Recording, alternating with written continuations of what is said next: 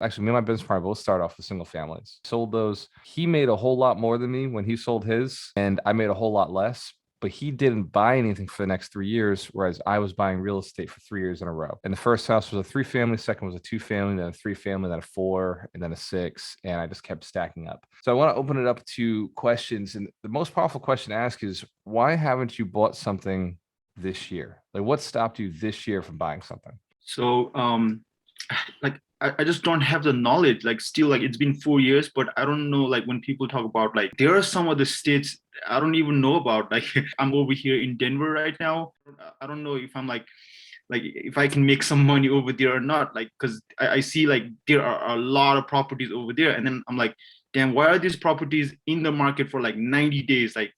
Like 4 months, and then is it not a good place to investment? That's kind of stopping me. I don't have a lot of knowledge about United States and then the investment. I like that, Tile. So you can invest in any market. I will say that markets like Denver, Miami, Boston, New York, San Diego, LA will be a very different strategy. You won't just be buying hold. You may be flipping in those markets or doing micro rents or subleasing or short-term rentals like Airbnb. And those are really the only ways to justify the hold of something in a market like that. Denver, in fact, I spent some time in Denver maybe 2 years ago, 3 years ago, and I looked at the real estate, and my buddy was investing out there. He was buying condos, and he would hold the condo for a short period of time and then sell the condo. And so he was actually making his money off of flipping. It was like a long-term flip. He made almost nothing cash flow, except he did decent because he had Airbnb, but there was very little room for cash flow. It was more about the appreciation play. So Tile, there's other markets for sure. Like when you're looking at a market that has,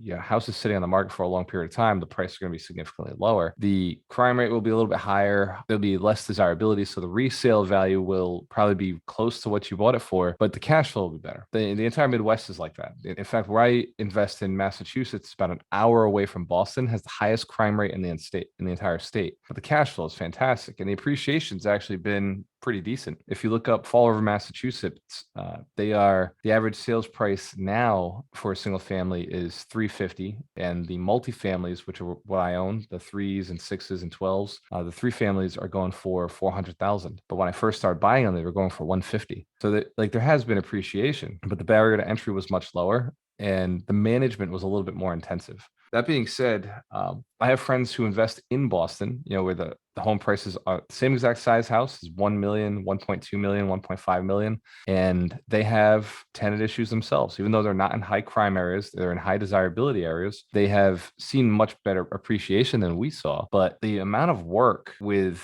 management it doesn't change significantly. So Tile, I would say dive into the market, right? Like pick one market and just go into it. How far is the market you were talking about from where you are? So Lubbock is a city over in Texas. So like I'm over here in Denver. If I fly, it's like 1 hour, 1 hour and a half, and then if I drive, it's like 8 hours.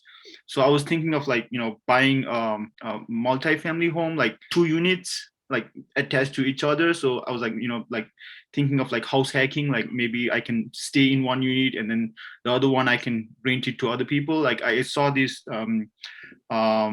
there's a like a big university over there, Texas Tech. So Yep. that was the thing. I was like, okay, maybe students will rent over there, and then like, but I'm still confused. Like like I'm like, damn, like there's a lot of property in the market. So if I jump in over there, what if I don't get tenants? And then that's my concern. Lubbock, Texas. I see it on the map. Population 258,000. Yeah, I think that everybody has that concern. What if I don't get tenants? What are the average sales prices out in Lubbock right now? It's kind of cheap. Like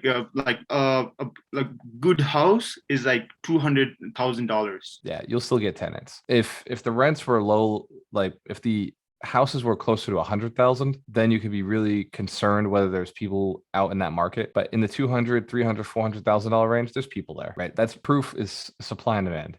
If Thank you. Yeah, absolutely. So like that's the stuff I started buying with Tile in Fall River. I was buying three families for 157. I had never had a vacancy. Oh, And to this day, we've got 52 or 53 units in that city. We don't have vacancies. We have tenants who are asked, we have people who are saying, "Hey, do you have a vacant apartment?" But we don't have any vacant apartments.